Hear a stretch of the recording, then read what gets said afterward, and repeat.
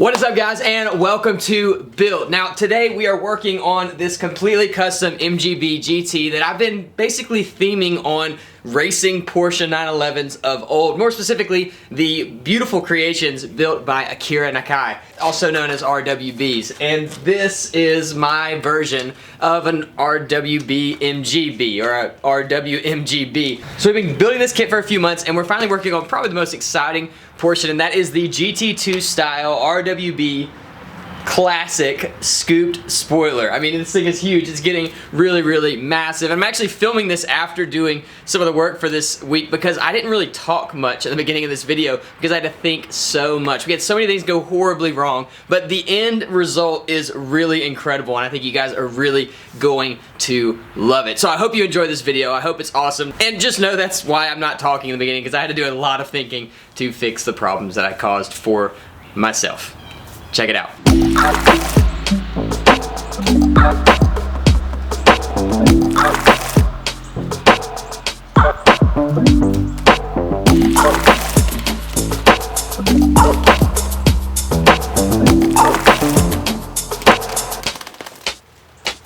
Ooh.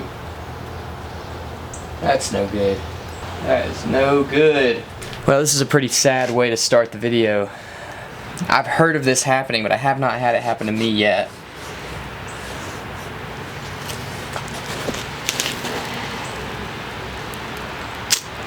Man, if you just look, all of that wrinkling. Now I think that this happens when the gel coat doesn't go on thick enough, which I have been mixing like a thickening agent into the gel coat called fume silica, and I didn't do it this time, thinking that it was causing me some issues, but I don't think that that's the case. I think, man, I don't know. I'm just gonna have to look up what's, man, that is so bad. Why did it do that? So this video was supposed to start with me laying gel coat into this thing and then working on the top.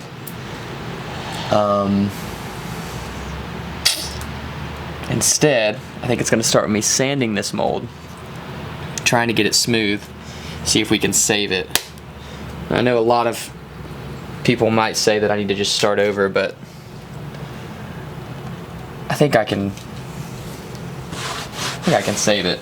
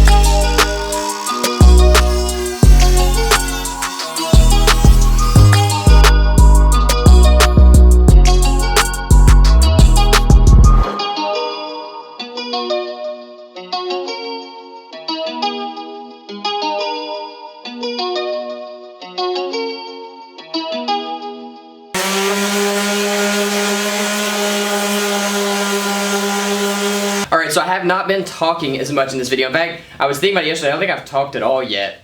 And there's good reason. This channel, part of what this channel is about is really pushing the limits of what can be done kind of DIY. What can you do at your home with like pretty normal tools? And our tools have gotten a little bit more complex as I've gotten better at building stuff, but we're still definitely on a budget. I mean, look at the shop that we're in. So with that, I'm fairly constantly working at my limit, and right now that's kind of been the case for this part of this build. I have been at my limit problem solving and trying to figure things out and really solving 3 or 4 problems at a time and trying to keep everything going and my dry times going to get it done quickly and all that stuff. All that to be said, haven't talked a lot because I've been thinking so much, but let me catch you up a little bit on this part anyway, and we'll get to that in a minute. But for this, you'll notice this looks pretty different from when we pulled it out. Now if you look, some of you guys that are body guys, if you look down it this way, you used to be able to see waves in there, and we've gotten almost all of the waviness out. There's still a little bit that we'll have to body work, but basically I just treated this like the finished part. We just blocked it all down, guide coat block. We did, I think, 3 rounds of filler. So we did like the fairing compound, which is kind of a more rugged filler, I guess, first, and then we did body filler on top of that, and we did that again. And you can see all the different shades. You've got let's see, you got 1, 2, and then 3 of our filling shades, and then you can see where we've blown through the gel coat in some places and where you can still see blue gel coat in some places. And basically what that shows you is how uneven this surface was. Now the good thing about this isn't heavy, but it's heavier than it was because it's got the filler on it. But the good thing is the filler's going onto this piece, the mold piece, so it won't have to go onto the finished piece. The better you get your mold, the less filler you have to use, the less weight you add, all that cool stuff. As of now, I'm planning to mold this piece into the spoiler, so that's gonna add some weight when we kind of put in because you gotta fill it and sand it and all that stuff. So I don't want to add too much weight to the back of this spoiler, and so being able to fill this is helping that, and it's given us a much flatter piece. I'm a lot better with body filler than I am with clay, and so the waviness that was in the clay we've taken out. So that's really cool. It did take a lot of work, and it was a lot of work that I wasn't planning on doing, but I am very happy with it. I think the finished result is going to be great. So now, finally, after all of that, we can lay in our fiberglass part. And what we've got to do, like we've done before, is prep the surface with wax and PVA, and then we'll do our gel coat. We'll let that dry probably till tomorrow, maybe till tonight if it dries up enough, and then lay in our fiberglass, and we'll have a part, and the part will be really close to finish when it comes right out of the mold. So that's really awesome. Really excited about that facet of this whole process. So I had a friend of mine ask me, Phil, he said, dude, what do you need to do this at home, like to actually make fiberglass parts at home this way? And so I listed everything out for him, prices and everything. If you're interested in a video like that, let me know in the comments below, and I'll make a video on everything I've learned from doing this process at home and what you would actually need, because there's not really a lot of people out there doing this from a DIY perspective. It's always like in a really nice shop, and they're producing composites for a living, and they're using the most expensive materials and the most high-tech equipment, and it's a little bit daunting for someone who's just trying it. All right, I've caught up on my talking now. So we are going to wax this thing and then PVA it, let that dry, and then the gel coat will go down. And while we're doing all that, we're going to be jumping back over to the deck lid, which actually has come along quite nicely. I'll catch you up on all that stuff in just a minute.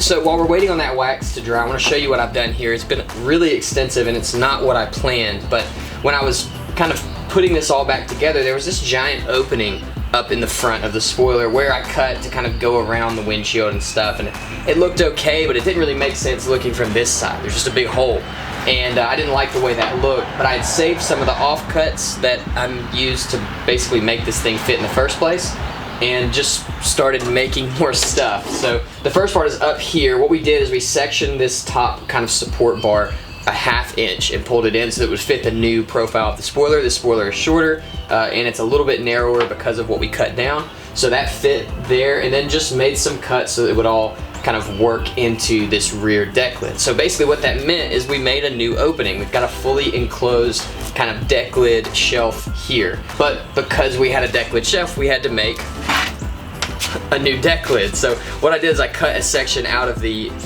deck lid that we had made. I guess that's what this is called, vent, hood, whatever you want to call it.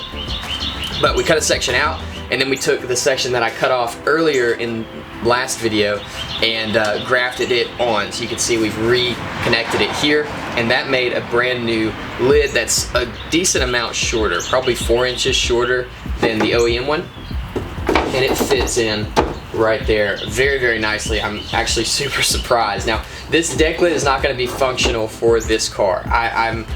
I went back and forth on that idea, but I just don't think it needs to be because of how we're going to build this. So what I'm going to do, I like the seam, I like that it looks functional, and so I'm not going to graft it in. That was the first option.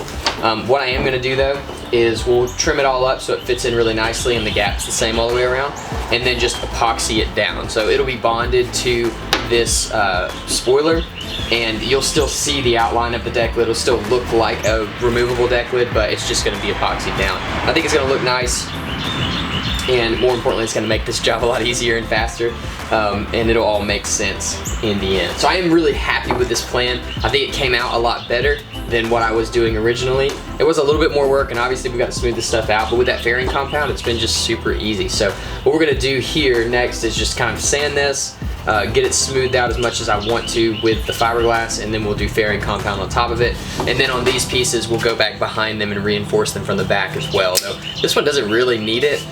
We'll do it just for good measure. I also did a lot yesterday, and I didn't talk much, but I also reinforced this from the back. So there's reinforcement here, and then there's reinforcement in here and on the other side, and that really makes this piece super solid. So pretty happy with it. I think it came out awesome. It fits great. It fits the car great. And now when you look from the front, there isn't a giant opening. It's kind of got a finished edge. It also, another benefit to this, and something that I really liked, is it kind of chops the rear window down a little bit. So instead of the rear window being down like this, down this low, it looks like the rear window stops about 4 inches higher, which I think is just a cool look for this car. Okay, we're caught up. I think the next thing that we're going to do is start trimming some of this stuff off and making it all look more finished.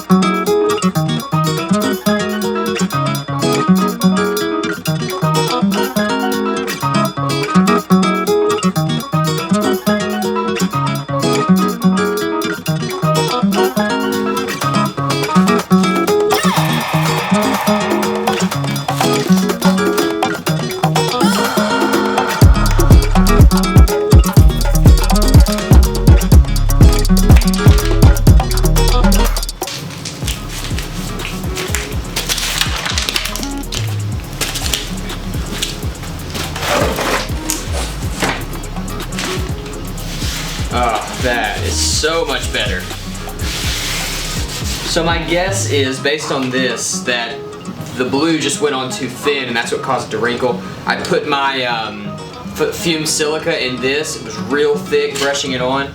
And as you can tell, this came out really, really great. So now the only thing left to do is trim it up and we can test fit it on the car. I'm so excited about this, and honestly, it's probably good that it did mess up. It gave me a chance to kind of level everything out with that body filler, and in the end we've got a much flatter, more uniform piece that looks really, really great. It's still gonna need a little bit of filler just to kind of fill in some spots that have messed up for one reason or another.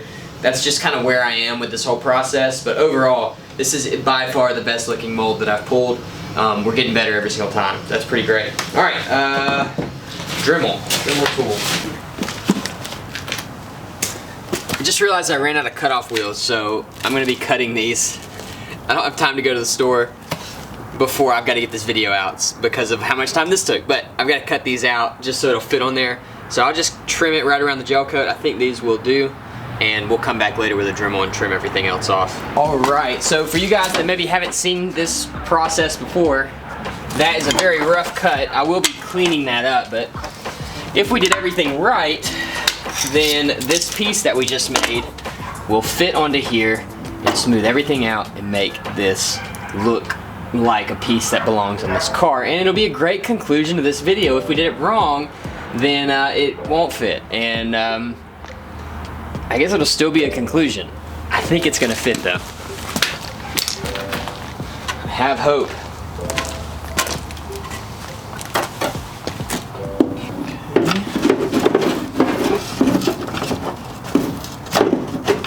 License plate is in the way.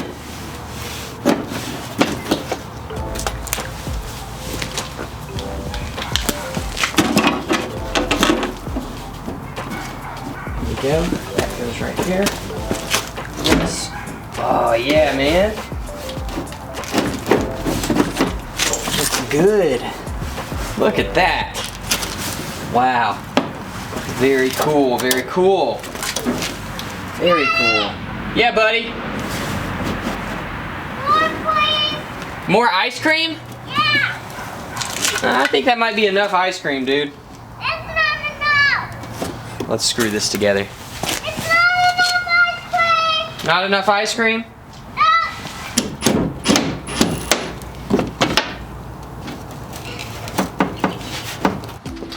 No. Okay, that is it. This was a doozy of a video, starting off with this whole mold just totally failing right out of the box, but it's actually ended up being a good thing. This thing's really flat. I'm really happy with the quality of it. It's gonna be very easy to get it to stick where it's supposed to go. So in the next video, we'll finish molding this thing in. I meant to do it in this video, but because of all the stuff with the mold and everything, I wasn't able to, but I am super happy with this piece. It's not gonna take much work to get it perfectly flat. So I'm really stoked on that. I'm also stoked with how this opening worked. We're obviously gonna cut a lot of this out, but it gave me perfect access to this latch back here, which is awesome, but it's also just kind of a nice detail, I think, to keep this from looking just completely flat, and it's gonna let air escape because there is gonna be a lot of air flowing through here, so it's gonna give a spot for it to go out. Another thing I did off camera, I think it was off camera, I can't really remember, we've done so much in this video, is the louvered deck lid. I mounted it, so I glued it down with epoxy, and the reason for that is we don't need to open it anymore, but I still wanted it to look like a deck lid, and along with that, it made it a little bit easier to fit everything together because we did do a lot of modification. Now, the cool part about everything we've done in this video, by shortening it and reconnecting the front of the wing deck thing and all that stuff, aside from it just looking better, it looks more complete. It looks like a part made for this vehicle, and that's really the whole goal. I didn't really like how the wing looked when it was just wide open in the front. It just looked, it looked like I just stuck the thing on there, which is fine, but I wanted it to look better, and I'm actually capable of making it look better now, which is awesome. So adding that kind of cross piece in the front and reconnecting everything with the deck lid and building that whole section and then gluing it all back together as one piece and molding everything in, I think really is gonna go the extra mile for making this look like it was made for an MG. That's very exciting. Now, there only need to be 3 parts to this video. I understand that. It shouldn't be a 4-part thing. It should be a 3-part thing. So we're gonna finish this in the next video. So what does that mean? It means finishing out all our molding up front, which is pretty much done. We probably gotta go over it one more time. It means molding this piece in and mounting it, which will be pretty easy. I mean, it's just like the top. It's just this kind of section here. And because we molded directly off of this, it all fits really well. It fits super tight, so that should be pretty easy. And then it's gonna be making the wing stands, which if you guys watched the video where I did the rendering, or if you've seen any of the pictures of the car rendered, it's gonna be wild. So it's gonna be a really fun video. I think it's gonna be really awesome. Another thing is we have new shirts. So this is February's shirt. It says Wide Body of the World, and it has the Corolla, the MR2, the Audi, and the MG, which are kind of the most famous builds on the channel right now. And they're all wide bodied or fender flared or whatever you want to call it. And this shirt is on sale right now. Wait, not right now. It'll go on sale tomorrow, I think, February 1st. And we're gonna do it the same way we did the MG shirt. So we're doing a pre-sale. They'll be much cheaper to buy as a pre-sale. It's a 2-week pre-sale. We'll print all the shirts at once, ship them all at once, and then after that, it'll go back to the regular price. We do still have some MGB shirts, so if you like the MGB shirt that says Built on the front, it's got a picture of the car on the back, we still have those for sale on the website, builtofficial.com, but these are gonna go up as the pre-sale shirt for the next 2 weeks. If you want one, check out the website. The sale goes live tomorrow. It'll run for 2 weeks, and 2 weeks only, and then these shirts will go to their regular price, and we'll just sell out our stock. I think that's how we're gonna do all our shirts from now on, because I really like the way it works. It gets you guys a shirt that's cheaper and better quality. These are all screen printed shirts. They're not direct to garment. They're like professionally screen printed, which is awesome. They're super comfortable. They're super lightweight.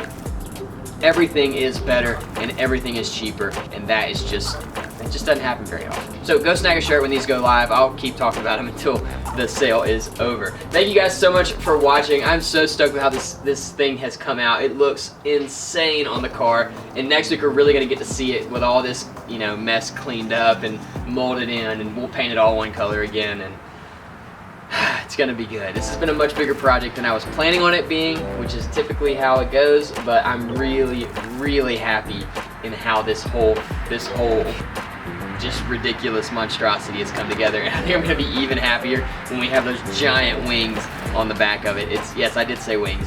It's gonna be insane. I'll see you guys in the next video.